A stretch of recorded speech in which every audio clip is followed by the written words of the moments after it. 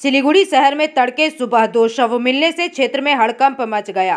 सूत्रों से मिली जानकारी के अनुसार भक्तिनगर थाने के अधीन आसीघर आउटपोस्ट क्षेत्र के थारो घाटी इलाके में पति पत्नी के शव बरामद किए गए। मृत महिला की पहचान 40 वर्षीय अनिमा मंडल और मृत पुरुष की पहचान 50 वर्षीय तपन मंडल के रूप में की गई है तथा दोनों भोलनाथ पाड़ा इलाके के निवासी बताए जा रहे हैं। एक और जहां महिला का गला कटा शव सिलीगुड़ी शहर से सटे साहू नदी में पाया गया, तो वहीं दूसरी ओर पुरुष का शव जंगल में फांसी से लटका हुआ मिला। अब यह मामला हत्या आत्महत्या का है या फिर दोहरी हत्या, इस बारे में अभी तक कोई भी स्पष्ट जानकारी नहीं मिल सकी है। हालांकि पुलिस विभिन्न कोणों से मामले की जांच कर रही है।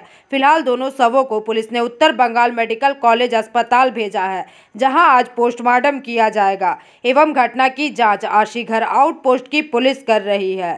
वो बोलो कि मैं সন্ধ্যার দিকে ফোন করছে 5টার দিকে যে বলো যে বাবা মাকে আনতে গেছে। না ঠিক আছে, তারপরে আবার 7টার দিকে ফোন করলো। ফোন করার পরে বললো কি যে মা এখনও বাড়িতে আসেনি।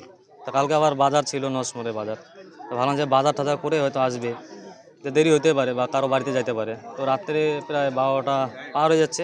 ফোন করতেছি, মানে রিচার্জ ছিল না বাবা মোবাইলে, তো আমরা আবার রিচার্জ করলাম অনলাইনে। রিচার্জ করে দিয়ে ফোন করতেছি, ফোন রিসিভ হচ্ছে না। ফোন করতে করতে তারপরে মোটামুটি 100 বারের উপর হয়ে গেছে ফোন করতে করতে। তারপর মোবাইল সুইচ অফ হয়ে গেছে। তারপরে তো রাত্রে বেরোলাম, এদিকে এদিকে আশেপাশে দেখলাম, তো ঘোরাঘুরি করে কিছু পেলাম না। তারপর মানে ফোন টোন করলাম, মানে মামাকে ফোন করলাম। মামাকে বললাম কি যে এরকম ব্যাপার। তো মামা বললো তাহলে এক কাজ কর, সকাল অবধি দেখ, তারপরে দেখ কী হয়। তারপর আবার মানে ঘুম তো ওরকম হয়ই না রাত্রে, যে টেনশনে।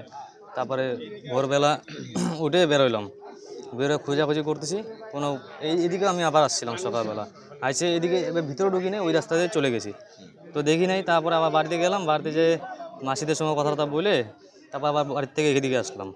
আসার পরে তারপরে এখানে লোকজন ছিল, তো লোকজনের হালাচিলা দেখে এদিকে ঢুকলাম, ঢুকে দেখি এরকম। তো কোনো রকম ঝামেলা হয়েছে? ঝামেলা কিছুই ছিল না। এই যে কি দেখলে, মানে গলা কাটা দেখা গেল, ওটা আমি বলতে পারলাম না।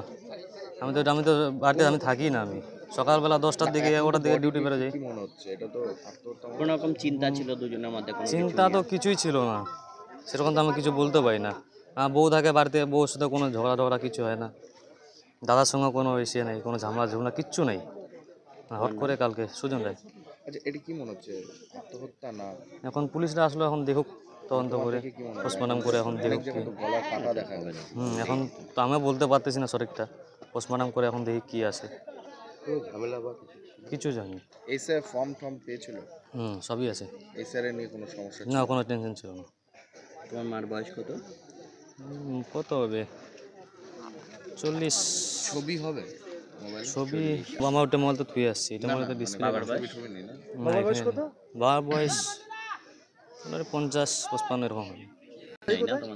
ছবি আছে আমার মোবাইলে, ডিসপ্লেটা ভাঙা না। বাড়ি তো ঠাকুরতলা ভোলানাথ পাড়া। তোমার নাম? Sujan Roy. Bureau report PVTV news.